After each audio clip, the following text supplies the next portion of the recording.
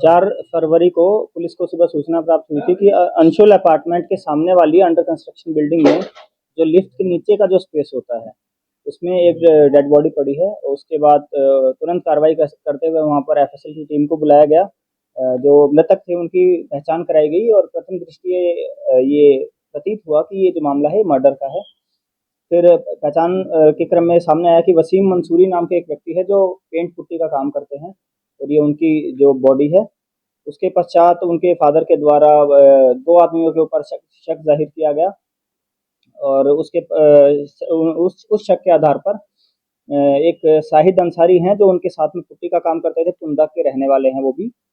और उनके घर पे जब छापेमारी की गई तो वहाँ पर जो एक ब्लड स्टेन्ड उनकी जीन्स और एक टी शर्ट मिली जिसमें काफ़ी ब्लड के निशान थे। फिर आगे छापेमारी करी गई उनको ढूंढने के लिए। तो कल शाम को ये दिलशाद और शाहिद अंसारी इनको आगे पूछताछ भी करी गई इनसे। उसके बाद इनको अरेस्ट किया गया है और इसमें काफ़ी चीज़ें बरामद हुई हैं जिसमें जिस लाठी और जिस चाकू का इन्होंने यूज़ किया था वो भी बरामद हुआ है और साथ में ब्लड स्टेन्ड इनके कपड़े भी बरामद किए गए हैं।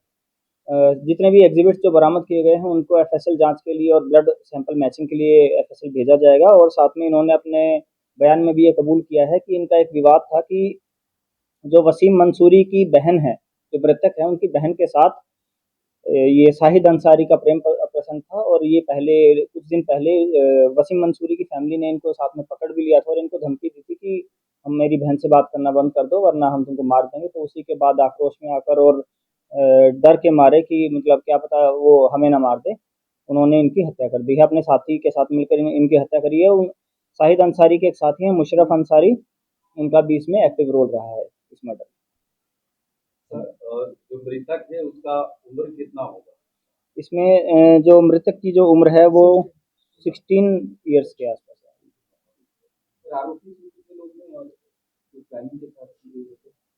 हाँ, इन्होंने प्लानिंग करी थी सिंस जो मृतक हैं उसकी जो बहन है उसके साथ इनका प्रेम प्रसंग था, जो अभियुक्त जो है शाहिद अंसारी।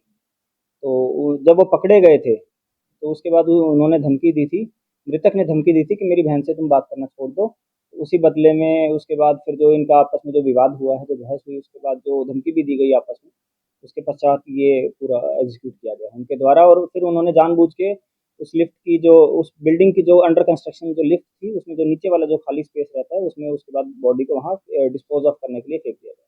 ठीक है, धन्यवाद। एक और मामला है कल जिस तरीके से घटना हुई है, क्या लगा है अब तक, क्या कुछ जो कल सुसाइड वाली जो घटना है, क्या घटना करा काफी देर रात तक वहाँ पे मौजूद थे, क्या कुछ जानते?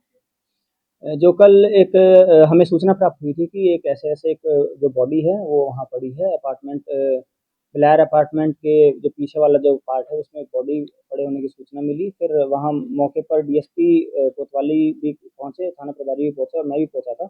उसमें प्रथम दृष्टया यही लग रहा है कि गिरने से जो है उनकी डेथ हुई है और जो उनकी बालकनी है वहाँ से गिरने से डेथ हुई है। बाद में आगे एफएसएल की टीम्स को भी बुलाया गया और हमारे द्वारा भी जो जांच की गई है उसमें प्रथम दृष्टया यही प्रतीत होता है कि जो उनका गेट था, जो बालकनी का जो एक्सेस था, उसका कीज का एक्सेस किसी और के पास नहीं था। और जब जब पुलिस मौके पर पहुंची तब भी वो गेट अंदर से ही लॉक था, तो बालकनी के एक्सेस का है। तो सुसाइड का भी ये मामला है, आगे इसमें यूडी केस करके आगे जांच जो है की जा रही है। क्या कारण किनसे लास्ट में बात हुई? बड़ा मामला है। उनका फ़ोन उस मौके पर ही टूटा हुआ मिला है। फ़ोन भी उनके हाथ में था प्रोबेबली जब वो गिरे हैं।